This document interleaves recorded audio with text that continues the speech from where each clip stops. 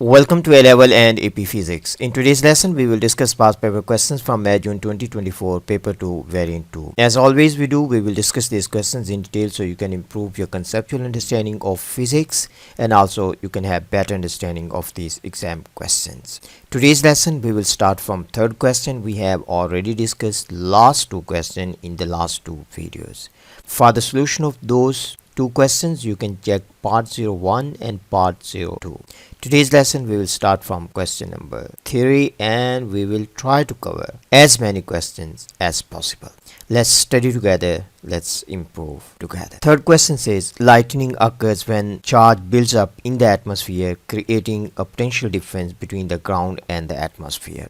During a lightning strike, there is an average current of 3.3 times 10 to 4 amperes for a time of 2.6 times 10 to negative 5 seconds. Calculate the charge transfer during the lightning strike. Charge transfer we need to calculate for this question. So for this one, simply you need to understand Q is equal to I times T, and value of I is given to us, that is equal to 3.3 times 10 to 4 amps, and value of time is given to us, that is 2.6 times 10 to negative 5 seconds.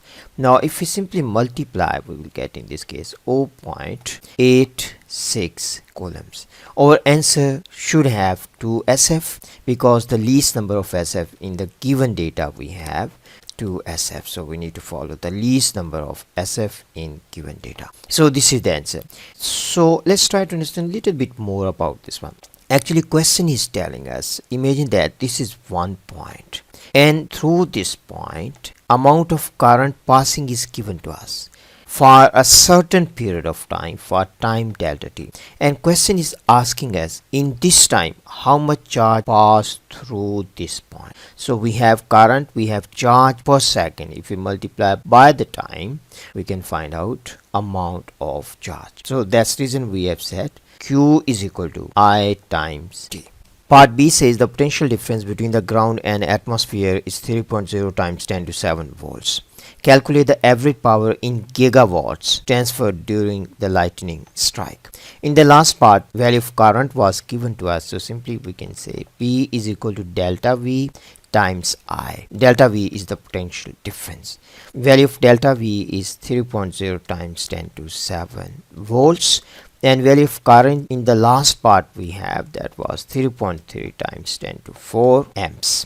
Now if we simply multiply, in this case we will get 9.9 times 10 to 11 watts. So we need to write down this one in gigawatts. So simply we can say 9.9 times 10 to 2 times 10 to 9. So here we can multiply, so this is giga. So we will get here 990 gigawatts.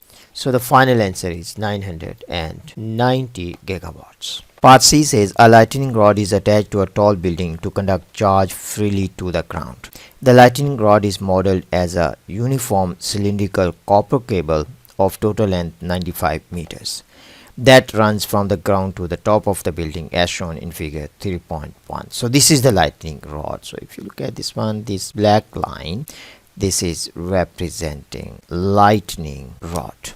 Resistance of the lightning rod is given to us. Resistivity is also given. Simply we need to find the radius of the lightning rod. Pretty straightforward question. So simply we can write down first of all resistance, this is equal to rho L by A. We need to find the radius, so we can say cross-sectional area, this will be equal to rho L divided by R. Cross-sectional area of circle, this is equal to pi R square. So we can say this is rho L by R. So we need to find radius. So this is rho L by pi times R, and we need to take square root of this side. And now simply we need to plug in values. We have resistivity, that is 1.7 times 10 to minus 8 ohms meter, and L is 95 meters. Pi is a constant, so we can use 3.142, and the resistance is 9.6. Now simply if we take square root of this one, we will get radius, value of the radius, that will be equal to 2.3 times 10 to minus 4 meters. So this is our final answer. So this is how you can calculate. Second part says the radius of the copper lightning rod is doubled with no change to its length. State the effect of this change on the resistance of the lightning rod. So for this one, simply we need to understand if the radius is double, so how cross-sectional area will change. So we have pi r square. So if radius is double, so what is the value of new cross-sectional area? So we have pi, so this will be 2r square. So in this case we will get pi r square times 4. So it means the new area, this is equal to 4 times of previous area, so 4 times. So cross-sectional area increases by 4 times. So how resistance will change? Resistance is equal to rho L by A. Rho L by A. So what is the value of R new? Rho L by, we have 4A. So it means that this is equal to R divided by 4. It means the resistance of the new rod is 4 times smaller. Simply we can say resistance will decrease by a factor of 4, or we can say resistance is 4 times smaller. So in the answer, simply you can say resistance will decrease by a factor of 4. If you have written this one, you will get 1 mark. Part D says a section of the lightning rod of length 0.12 meters is removed for testing. A tensile stress of 1.9 times 10 to 6 pascals is applied as shown in figure 3.2. The section of the rod obeys Hooke's law. The Young modulus of copper is 1.3 times 10 to 11 pascals. Calculate the extension of the section. So in this case we have value of Young's modulus, we have value of sigma, and we have value of L naught, and we need to find out value of delta L. So this is a typical question about Young modulus. Young modulus E is equal to sigma over epsilon. So here we have sigma, this is the stress, and epsilon is delta L by L. So if we simplify, we can write down this will be sigma L divided by delta L. For this question we need to find out value of delta L. So simply we can write down here delta L in this case will be equal to sigma times L divided by Young modulus. Now simply we need to plug in values. We have value of sigma, that is 1.9 times 10 to 6, and value of L we have, that is equal to 0.12, and value of Young modulus is 1.3 times 10 to 11 pascals. Now if we simplify, we will get in this case 1.8 times 10 to minus 6 meters. So this is value of extension. A typical question about Young modulus. So you need to understand Young modulus is equal to sigma over epsilon, means stress over strain. Question 4 says a pinball machine uses a spring to launch a metal ball of mass 4.5 times 10 to minus 2 kgs up a ramp. The spring is compressed by 8.0 times 10 to minus 2 meters and held in equilibrium as shown in figure 4.1. Means spring is compressed by this amount. So we can simply say this one is delta X.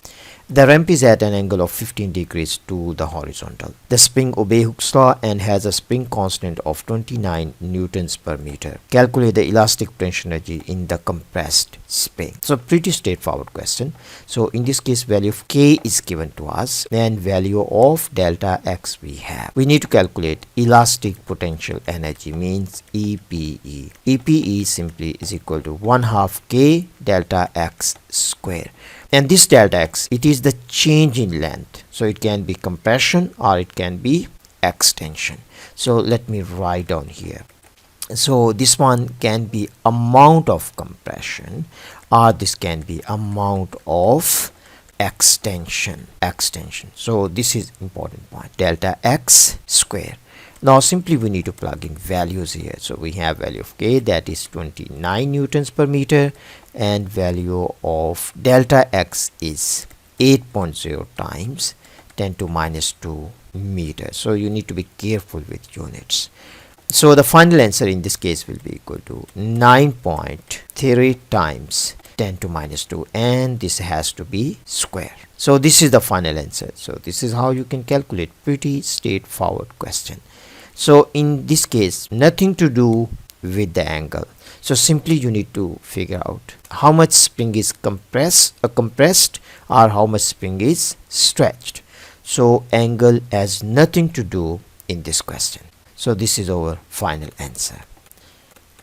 EPE is equal to this. Part B says the spring is released and expands quickly back to its original length. Calculate the increase in gravitational potential energy of the ball when the spring returns to its original length. Increase in gravitational potential energy we need to calculate. So first of all, this ball was here. So the ball was placed at this point. Then we compress this one. We brought this one to this. Now it will expand and it will go to this position again. So we need to calculate the increase in GP. So we need to find out the increase in height. So the better way to answer this question is, first of all, simply we can redraw. So here we have 8.0. So simply we can draw here. So this is 8.0. And this one is the horizontal component of that length, and this one is the vertical component. So in this case we have value of this, that is 8.0. So this is 8.0 times 10 to minus 2 meters. Then angle, we have this angle, this is 15 degrees. So what is this component? This component will be 8.0 times 10 to minus 2 times sine of 15 degrees. So this one is the change in height. So simply we can say in this case the change in GP that will be equal to mg times delta h, and value of mass of the ball we have, but in this case spring is massless. Spring has no mass. So simply we have to use the mass of the ball, that is 4.5 times 10 to minus 2, and value of g is 9.81, and value of delta h is 8.0 times 10 to minus 2 sine of 15 degrees. So if we solve this one, we will get 9.1 times 10 to minus 3 joules. So this is the change in GPE of the ball. So this is our final answer. Second part says the ball leaves the spring when the spring reaches its original length. Means when spring reaches this point, the ball leaves the spring. So here, this is what question is telling us. Assume that all the elastic potential energy of the spring is transferred to the ball. So at this point spring has EPE. So we can say spring has elastic potential energy, and this all elastic potential energy that we have calculated in part A, that was equal to 9.3 times 10 to minus 2 joules, has been transferred to the ball. But when the ball reaches this point, ball has GPE, change in GP, plus ball has kinetic energy. Mean this EPE has been converted to GPE plus kinetic energy. So EPE at this point, all the EPE of the spring has been converted to the ball, has been transferred to the ball, and when the ball is at this point, ball gain GPE and also kinetic energy.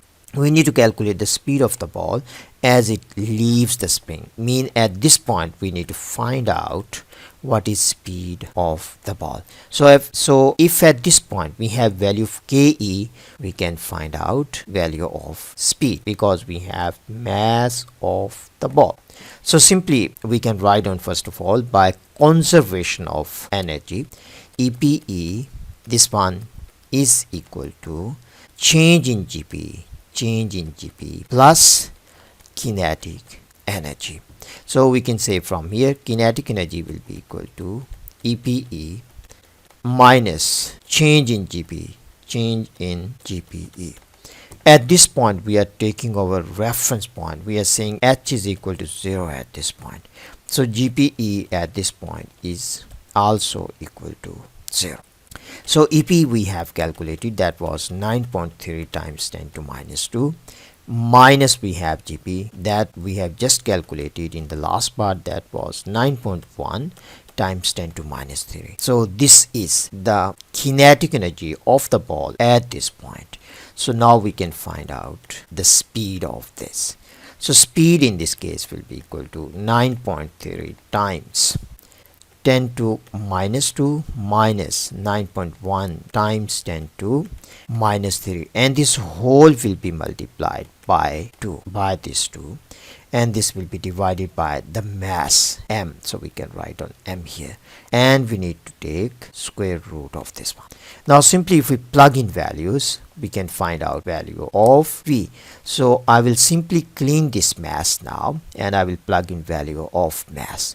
Mass is 4.5 times 10 to minus 2. So if we solve this one, we can find out value of v, and value of v in this case will be equal to 1.9 meters per second.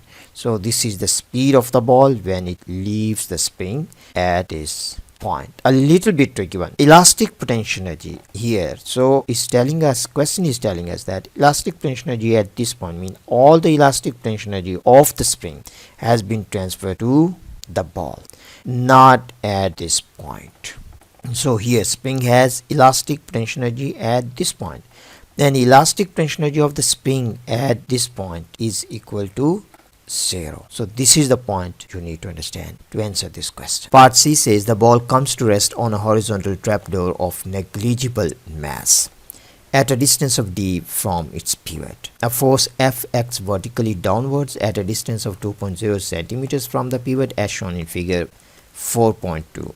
The trapdoor is in equilibrium when F is equal to 1.7 newtons. Calculate value of D. We need to find out value of this D. And this is a typical question about equilibrium. And this is the same ball. As they didn't specify it is a different ball, it means that this is the same ball that was attached with the spring. And mass of this ball we have, that was equal to 4.5 times 10 to minus 2 kg. So this is the mass of the ball. So due to the weight of the ball, so we can draw here arrow from the center of this ball. So due to the weight of the ball, so there is a force on the trapdoor, so that will cause clockwise moment, and due to this force, moment will be counterclockwise. As this is in equilibrium, it means that F times 2.0 times 10 to minus 2, this has to be equal to 4.5 times 10 to minus 2 times 9.81 times we have D. So this is D, and value of F is given to us. So I will simply clean this F, and I will replace this one with value of force, that is 1.7. Now if we simplify, we will get value of D. Value of D will be equal to 7.7 times 10 to minus 2 meters. So this is our final answer. So this is how you can calculate a very simple question about equilibrium. For the second part, it is given to us force F is decreased from 1.7 newtons. So if this force decrease, it means counterclockwise moment will decrease. So the net moment will be clockwise. State the direction of the resultant moment about the pivot on the trapdoor. So in this case, counterclockwise moment decreases because the force decreases. So it means that resultant moment will be clockwise. So simply we can say resultant moment will be clockwise. So this is pretty straightforward. So this is how we need to answer.